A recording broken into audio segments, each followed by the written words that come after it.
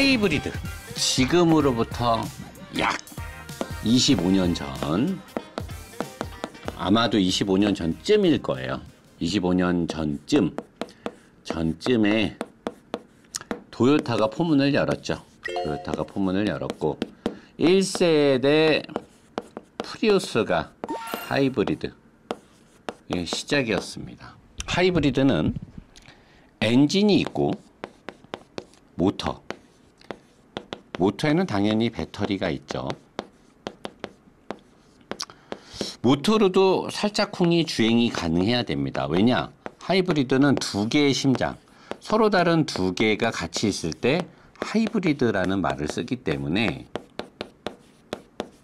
자, 하이브리드는 엔진과 모터의 주행이 가능해야 돼요.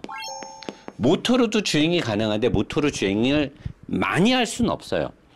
지금 나오는 하이브리드, 도요타의 뭐 캠리 하이브리드, 그 다음에 렉서스의 ES300H 등등 일반적인 하이브리드, 플러그인 말고 일반적인 하이브리드들은 모터, 여기 있는 얘네들이 뭐 5.6kWh 정도, 뭐 한 8kWh 정도 내외의 배터리를 갖고 있는데, 이 모터만으로 약 시속 90에서 100km, 요새는 기술이 좋아져서 100km/h 속도를 낼 수 있고, 갈 수 있는 거리는 최대가 한 15km, 적게는 뭐 한 5km 정도, 요 정도를 배터리만으로 주행을 합니다. 그리고 대부분은 엔진하고 같이 움직이면서 좋은 연비를 내게 하죠. 자, 하이브리드 장점이 뭐냐면 연비가 되게 좋아요. 연비가 되게 좋고 엔진을 계속 거들어 주기 때문에 엔진의 내구성 확보에도 좋고 브레이크나 미션 등의 내구성도 되게 오래 갑니다. 그리고 막히는 시내 구간에서 굉장히 조용히 갈 수 있는 장점이 있어요. 하이브리드. 근데 이 하이브리드가 다 좋은데 단점도 있죠. 일단은 차가 무거워요. 차가 되게 무겁다. 왜냐면 모터와 배터리가 있고, 그리고 엔진을 고성능 엔진을 쓰지 못해요. 왜냐면 차가 무겁고 모터나 배터리가 상당 부분 자리를 차지하고 있고, 하이브리드라는 개념에 입각해서 모든 것들을 다 연비와 실용적인 부분에 포커스를 두고 차를 만들기 때문에 고성능을 만들지 않아요. 그리고 밸런스가 그렇게 좋지 못하죠. 그죠? 그리고 차가 이렇다 보니까 공간 확보라든가 여러 가지 부분에서 아주 뛰어나다라고 볼 수는 없죠. 요즘 차들은 뭐 뒤에 의자 밑에 두기 때문에 뭐 괜찮다 어쩌다 하는데, 하이브리드는 장점도 있지만 단점도 있어요. 근데 사람들은 단점을 그렇게 크게 생각하진 않죠. 왜냐? 하이브리드 차를 타면서 고성능을 기대하지 않아요. 그냥 이거는 전략하고 경제적이고 조용하고 부드럽고 이런 식으로 탄단 말이에요. 그러니까 하이브리드를 타면서 가벼워야 되거나 밸런스가 좋아야 되거나 고성능을 바라는 사람들이 아예 없단 말이에요. 그게 하이브리드의 단점인데, 이 단점을 생각을 안 하고 차를 사기 때문에 장점만이 부각이 돼서 사람들이 하이브리드를 산단 말이죠. 플러그인 하이브리드가 있어요. 플러그인 하이브리드는 뭐냐면, 자, 내연차가 있고, 내연기관차죠. 내연차가 있고 하이브리드가 있어. 여기에 하이브리드가 있는데 여기에는 전기차가 있어요. 전기차 EV가 있어. 근데 보니까 내연차는 요새만 아닌 것 같아. 막 기름 많이 먹고 기름 넣어야 되고 뭐 환경 부담금이 있고 앞으로 뭐 내연차가 단종이 된다는 등 막 그렇게 말도 안 되게 썰을 풀고 말도 안 되게 그렇게 엄프를 하면서 전기차를 팔아먹으려는 추악한 짓들을 언론사와 몇몇 유튜버들이 주도적으로 했죠. 근데 어쨌든 뭐 내연차가 사실 앞으로 각광받지 못할 것은 저명한 사실이죠. 근데 이게 당장에 그렇게 될 것처럼 얘기한 시입쇼끼들이 그 새끼들이 범인이다라는 거. 그 새끼들은 진짜 좆잡고 반성해도 두드러 패야 되는 놈들이 아주 일제시대 때 나라 팔아먹는 그런 새끼들이 그런 앞잡이들 그런 놈들이나 똑같은 놈들인데 근데 이제 하이브리드를 살라고 했더니 야 요게 왠지 반은 내연이고 요게 약간 거치고 가는 거 반은 전기차인데 전기차 같이 전기 모터로 잘 가거나 그러지는 못하는 것 같고 뭔가 좀 성능도 안 나오고 뭐 차가 좀 그래. 전기차를 살라고 했더니 충전이 좀 불편하고 차가 무거운데 또 밟으니까 존나 잘 나가는데 주행거리는 또 약간 좀 거시기하고 그러니까 약간 이제 선택장애 있는 사람들 있잖아요. 결정장애 있는 분들. 내연차를 살라고 하니까 이건 아닌 것 같은데 전기차를 사니까 아 이것도 충전 때문에 그런 것 같은데 하이브리드를 살랬더니 아 이게 또 엔진 출력이 약한데 이게 전기로 많이 못 가니까 이런 사람들 인생 피곤하죠 되게. 결정장애가 있어요. 결정을 못 하는 거야. 이래서 뭐가 나왔냐. 그리고 또 여기서 나온 게 플러그인 하이브리드가 나왔어요. 플러그인 하이브리드. 말 그대로 플러그인 220V가 됐던 전기차 충전 코드를 충전해서 일반 하이브리드에 비해서 배터리 용량이 거의 많게는 3배 이상, 최소 2.5배 이상, 많게는 4배 가까이 되는 대용량 배터리를 채택하고 있어서 거의 전기차에 준하는 성능이 나오죠. 그리고 한번 충전으로 노사장이 출퇴근 제가 테스트를 해봤잖아요. 잘만 가면 편도로 70km도 가요. 전기만으로.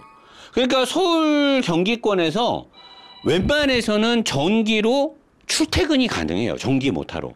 그리고 전기 모터로 시속이 130, 140, 막 150까지 나오기 때문에 전기차처럼 탈 수가 있는 거야. 근데 전기차를 사려고 했는데 결정장애가 뭐야? 충전을 자유롭게 못 할까 봐. 전기차는 충전 문제 때문에 못 사는 사람들 걱정하고 이런 사람들 때문에 플러그인 하이브리드가 나온 거야. 하이브리드는 뭔가 아쉽고 내연차를 사자니 쪼까 거시기하고 전기차를 살라니까 충전이 걱정되고 그리고 이 플러그인 하이브리드는 또 제조사 입장에서 전체 탄소 배출량을 때려가지고 내연차를 많이 팔잖아요. 그럼 포르쉐가 얼마 전에 판매 중지 먹었었잖아요. 1년 동안. 폭스바겐도 그러고 막. 이 플러그인을 팔아야지만 왜냐하면 전기차를 막 많이 팔 수가 없으니까 플러그인을 팔아야지만 탄소 배출에 대한 면책을 가질 수가 있어서 제조사들이 껴넣기로 막 팔기 위해서 만든 목적도 있어요. 플러그인 하이브리드가. 그리고 플러그인 하이브리드들은 차값도 좀 비싸죠. 왜냐하면 배터리도 큰 게 들어가고 내연기관도 그대로 들어가기 때문에 차값이 결코 싸지 않아요. 나는 이 정도 차값을 지불하고 이렇게 안정적인 차를 타고 싶다. 그래서 타시면 돼요. 타면 됩니다. 자, 이렇게 하이브리드와 플러그인 하이브리드가 이렇게 있어. 그리고 전기차가 있고 내연차가 사람들이 이 중에서 이제 선택을 한단 말이야. 나는 그래도 내연차가 좋아. 완벽하게 자동차의 구성으로서 세팅값도 좋고 달릴 때 다이나믹하고 재밌고 좋고 뭐 충전에 대한 스트레스도 없고 나는 무조건 내연차. 이런 사람들 많죠. 아니야. 나는 경제적으로 무조건 하이브리드를 탈 거야. 하이브리드가 최고야.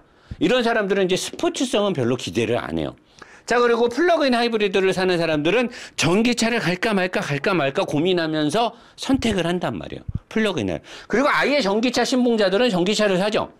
전기차를 타기에 좋은 환경에 처해 있는 사람들은 전기차를 타는데 불편함이 없어요.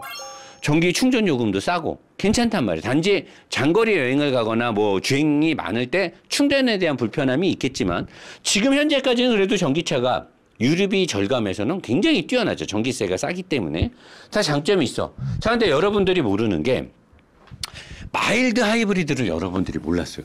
도대체 그 마일드 하이브리드는 뭐냐? 아니 하이브리드는 알겠고 플러그인 하이브리드는 알겠는데 갑자기 갑툭튀 마일드 하이브리드가 튀어나와. 마일드 하면 또 담배는 마세. 처음에 1세대 마일드 하이브리드는 뭐였냐면 폭스바겐 그룹에서 먼저 포문을 열었어요. 지금으로부터 약 한 7, 8년 전쯤이었을 거예요. 아우디에서 홍보를 했었는데 터보 엔진에서 2개 이상인데 보통의 터보차저는 배기압, 배기 라인으로 나가는 배기가스가 임팔라 터빈을 돌려서 거기에 축을 꽂아서 반대편 흡기 쪽에 임팔라를 돌려서 과급을 해주는 걸 터보차저라고 하는데, 얘네들이 일정의 부스트 압력이 찰 때까지 터보렉이 있는 거죠. 낮은 배기가스가 나가는 낮은 RPM에서는 터보차저의 이 부스트 압력이 다 차오르지 않기 때문에 엔진이 활성화가 안 돼. 그거를 방지하고자 1세대 마일드 하이브리드는 터보차저의 2개 이상 중에 1개의 터보를 모터 터보로 했어요. 모터 터보를 달아서 모터가 터빈을 돌려서 부스트업을 만들어준 거예요. 먼저. 그리고 나서 RPM이 올라가기 시작하면 배기가스 압력이 어느 정도 나오니까 그때부터는 미들 터빈이 돌기 시작하는데, 이게 1세대의 마일드 하이브리드의 시작이었어요. 그러다가 2세대에 가서는, 자, 이것은 제가 자료조사를 하거나 제가 명확하게 독일의 엔지니어적인 어떤 측면을 명확하게 조사를 하고 한 게 아니기 때문에 틀릴 수도 있다. 아니, 틀리진 않는데, 틀릴 수 있는 부분이 시점과 뭐 적용 범위가 약간 오류가 있을 수 있습니다. 이건 100% 정확한 건 아니, 제가 제 느낌으로 지금 라이브를 하고 있기 때문에. 자, 1세대 마일드 하이브리드에서 2세대 마일드 하이브리드로 넘어갈 때는 여기서는 제네레다. 우리나라 말로는 제네레다. 자, 2세대 마일드 하이브리드가 이 제네레다, 알터네이터, 발전기 다 같은 말입니다. 발전기가 돌 때는 엔진에임으로 돌 때는 전기를 생산하지만 출발을 하려고 할 때나 가속을 하려고 할 때는 발전기에 역으로 전기를 넣어서 발전기가 엔진이 돌아가는 힘을 어시스트를 해서 마일드 하이브리드, 알터네이터, 발전기가 오히려 모터 역할을 해서 엔진에 힘을 보태준 거예요. 근데 이게 해보니까 힘이 너무 약한 거라. 그러니까 전기만 존나게 쳐먹고 사실 보태주는 힘도 없고 별 볼 일이 없다 보니까 아우디, 폭스바겐, 벤츠, BMW들이 요거를 살짝쿵이 적용했다가 스리슬쩍 슬그머니 다 없어졌어요. 왜냐면 해보니까 별 볼 일 없는 거야. 효율성이 그렇게 높지가 않아. 그러다가 지금 끝장판 3세대 마일드 하이브리드에서 뭐가 됐냐? 자, 엔진이 있어요. 미션이 있어요. 엔진에서 만들어진 힘이 중간에 있는 토크 컨버터나 다판 클러치, 습식 DCT라든가 건식 DCT를 통해서 동력을 전달한 다음에 여기서 이제 유선기어 세트를 통해서 기어 변환을 통해서 프로펠러 샤프트를 타고 바퀴에다가 힘을 준단 말이에요. 근데 3세대의 마일드 하이브리드에 와서는 일반적으로 하이브리드 시스템이 직병렬 시스템, 도요타의 빛나는 PSD, 파워 스플릿 디바이스 시스템을 갖고 있는 도요타의 직병렬 시스템이 지금으로부터 25년 전에 특허가 걸려 있었죠. 특허가 걸려 있었고, 지금으로부터 3년 전까지는 직병렬 시스템이 특허가 걸려 있었기 때문에 모든 회사들이 그걸 쓸 수가 없었어요. 그래서 모든 회사들은 병렬식 하이브리드 시스템을 썼단 말이에요. 병렬식 하이브리드 시스템이 여기 이 미션에 토크 컨버터 앞단이든 뒷단에 모터를 달아서 동력이 나가는 거에 어시스트를 해주는 게 이 병렬식 하이브리드인데, 이 3세대 마일드 하이브리드가 병렬식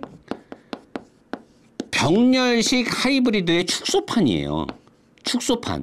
뭐가 축소판이냐면 여기에다가 굉장히 작은 모터를 넣어요.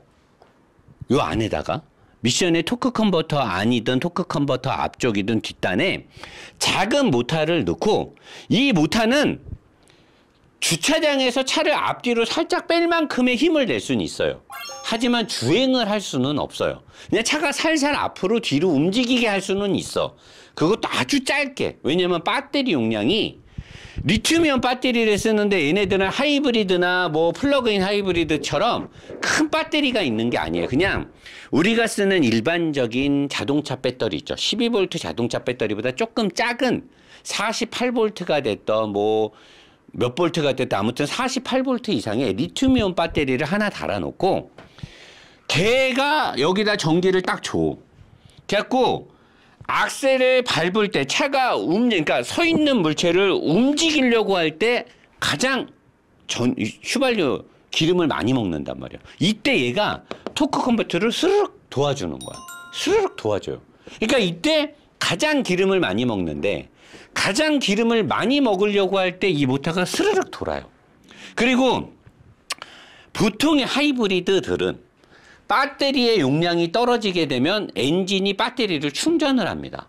그때 연료 소모가 생겨요. 회생 제동만으로는 여기에 들어있는 큰 배터리를 충전을 다 할 수가 없어. 그러니까 배터리가 일정 이상으로 배터리 전압 용량이 떨어지게 되면 무조건 엔진의 힘으로 배터리를 충전을 해야 돼요. 그래야만 하이브리드 시스템이 짱짱하게 돌아간단 말이야. 그럼에도 불구하고 연비는 잘 나오지만 어쨌든 그럴 때는 효율이 떨어지는데 얘는 마일드 하이브리드는 워낙 모터가 작고 내장되어 있는 본네트 쪽에 들어가 있는 이 배터리의 크기가 굉장히 작기 때문에 엔진이 배터리를 충전할 필요가 없어요. 언제든 브레이크를 밟으면 먼저 얘가 엔진 브레이크 역할을 해서 엔진 브레이크가 걸린다는 느낌도 안 들 정도로 여기에 걸려있는 모터가 바로 발전기로 쓰려고 악셀을 떼고 브레이크에 발을 얹는 순간 얘가 바로 역으로 돌아요. 반대로 도는 게 아니죠. 회전자 쪽으로 회전자가 혼자 돌아서 전기를 발생하게 만드는 거죠. 이 안에 있는 브러쉬를 회전시켜서.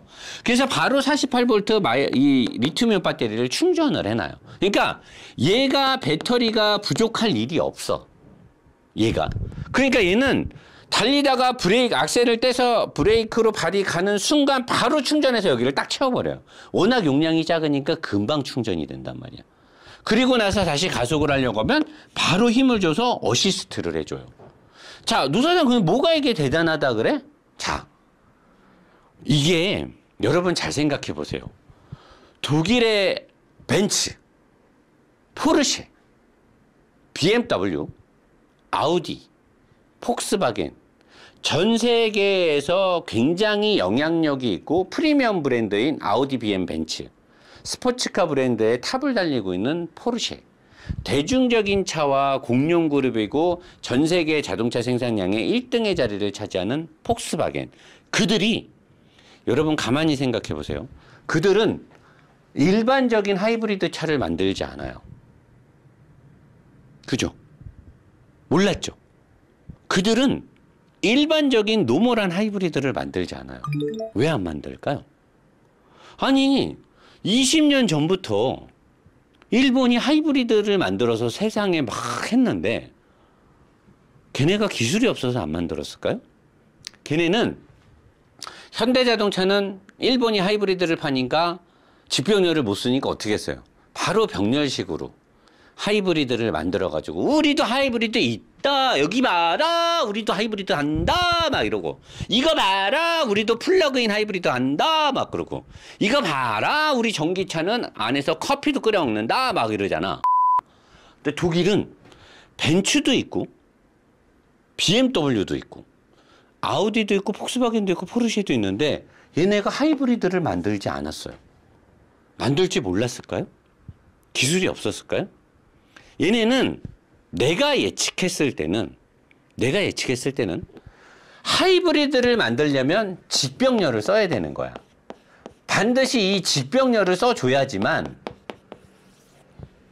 하이브리드 시스템의 효율성이 아주 좋을 거란 말이지. 근데 토요타가 렉서스가 라이센스를 딱 걸어버린 거죠. 20년 동안. 그러니까 얘네는 그럴 거면 직병렬을 쓰지 못하고 하이브리드를 만들 거면 차라리 만들지 말자. 그래서 얘네는 디젤이나 내연기관을 더 연구 개발에 치중을 했던 것으로 저는 보여요. 그랬는데 갑자기 얘네들이 플러그인 하이브리드를 만들기 시작했어. 왜? 내가 봤을 때는 기술력의 과시나 플러그인 하이브리드가 필요해서 만든 거라고 저는 보여지지 않습니다. 내가 봤을 때는 독일의 브랜드들은 탄소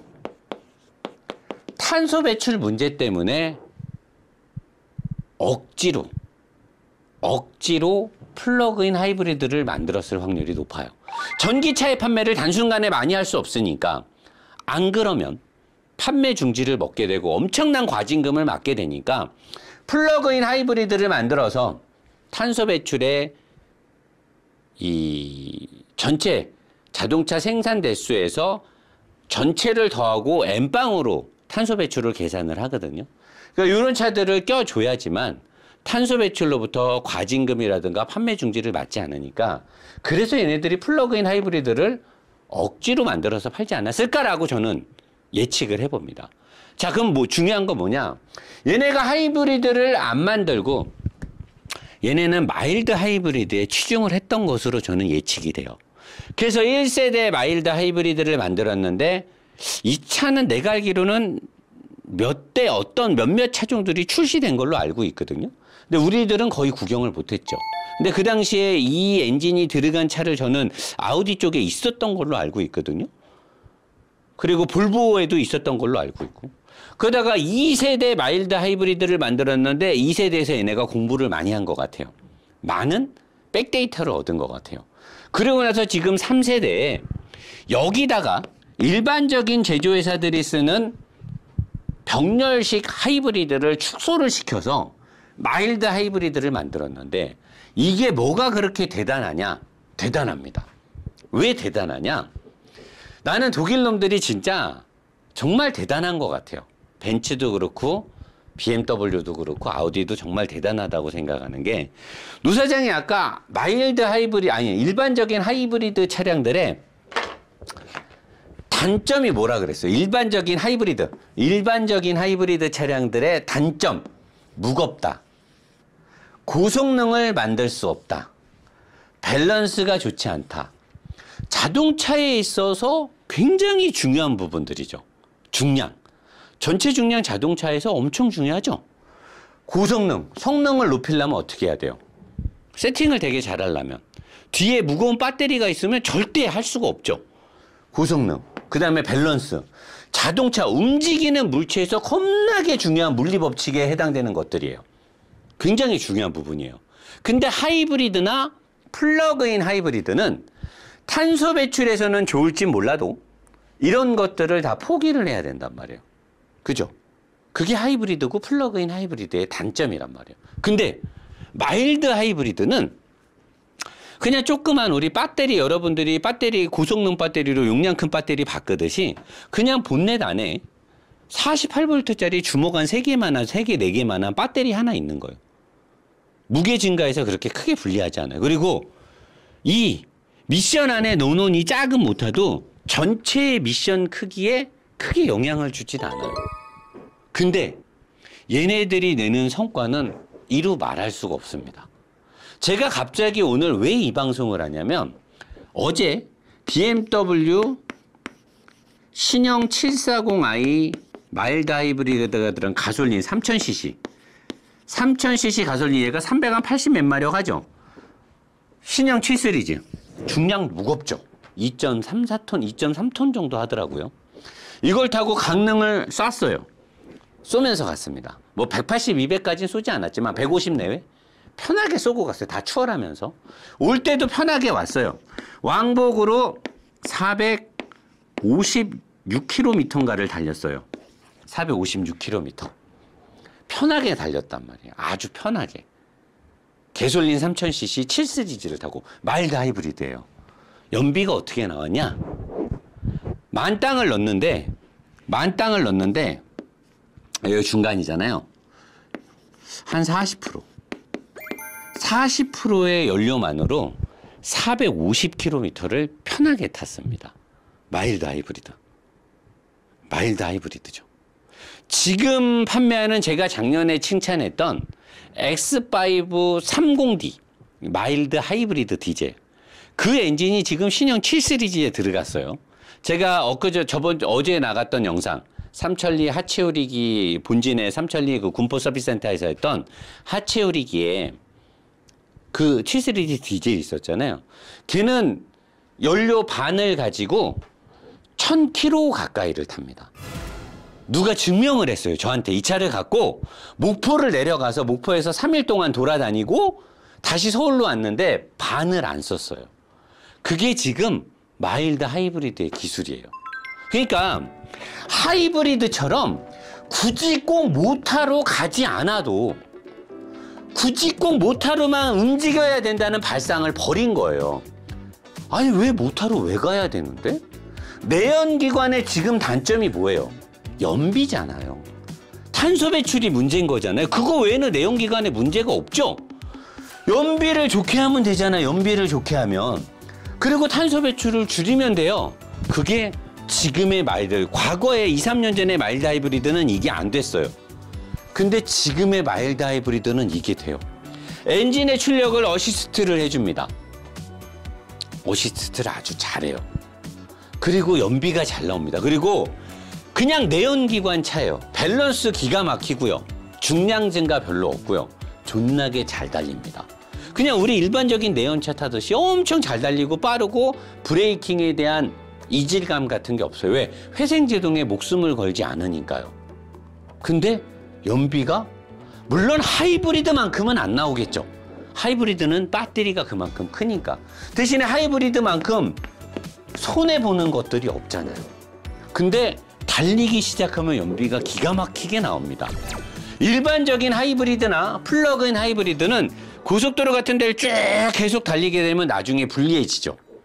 조금 불리해집니다. 근데 얘네들은 불리해지질 않아요. 어차피 쭉 달려도 살짝 브레이크는 밟잖아요. 그때마다 금방 충전을 해요. 그리고 달릴 때 바로 어시스트를 줍니다. 바로 기름이 제일 많이 들어가는 순간에 여기에 있는 모터가 스륵 토크 컨버터를 도와줘요. 눈 깜짝할 사이에. 그래서 변속에 대한 1단, 2단, 3단, 4단 올라갈 때 변속 충격이 없어요. 왜? 입력 토크 값이 좋으니까. 단점이 있습니다. 기어가 내려갈 때 3단에서 2단으로 2단에서 1단으로 내려갈 때는 아직은 변속 충격이 있어요. 내가 작년에 리뷰했던 X5 30D에서도 그 부분을 지적을 했고 올해 리뷰했던 X7에서도 그 부분을 지적을 했어요. 이거는 조만간에 세팅값으로 잡힐 거예요. 근데 지금은 아무튼 3단에서 2단, 2단에서 1단 내려갔을 때 기어가 빠지는 느낌이 나요. 근데 올라갈 때는 CVT처럼 움직입니다. 기어 단수가 없는 것처럼 움직여요. 배출가스도 조금 나오면서 연비도 잘 나오면서 내연기관처럼 기가 막히게 잘 달려요. 이런 걸 보고 기술이라고 하는 거죠. 벤츠도 그렇고 BM도 아우디 차량의 마일드 하이브리드는 저는 아직 못 타봤는데 있잖아요. 지금 아우디도. 이런 게 진짜 기술인 거예요. 타보면 야 진짜 기계적인 완성도라는 게 이런 거구나. 진짜 설계 공학의 끝이 이런 거구나 늘 느껴요. 정말 엔진을 잘 만지는구나. 기가 막힙니다. 진짜. 그 큰 대형차가 엄청나게 잘 달리는데 연비가 잘 나오는 거예요. 근데 무게 배분이 틀어지지가 않았다라는 거죠. 정말 잘 달립니다. 그게 지금의 마일드 하이브리드예요. 이 마일드 하이브리드 엔진 진짜 매력이 있습니다. 여러분들 경험을 해보셔야 돼요. 저는 3년 전부터 4년 전부터 전기차는 지금이 아닙니다. 내연차 지금 타도 문제될 거 없습니다라고 말한 걸 후회하지 않고 그렇게 말한 걸 되게 잘했다라고 생각을 하고 내가 그래도 이 자동차 시장의 흐름을 제대로 봤구나. 물론 100% 맞는 건 아니겠지만 어느 정도 자동차 시장의 흐름을 그래도 나는 남들보다는 좀 더 이해를 잘하고 있었구나 라고 하면서 굉장히 뿌듯하고 이런 내용을 늘 여러분들한테 전달하기를 굉장히 잘했다라고 생각을 하고 있습니다. 반드시 여러분들은 마일드 하이브리드 엔진을 이제는 경험을 해보셔야 됩니다. 쉽게 경험하기에는 BMW가 좋아요. 벤츠도 있고. 근데 벤츠는 약간 좀 영업사원들이 거만하기 때문에 BMW에 일단 한번 접근을 해보는 게 어떨까라고 생각하면서 자리로 가겠습니다.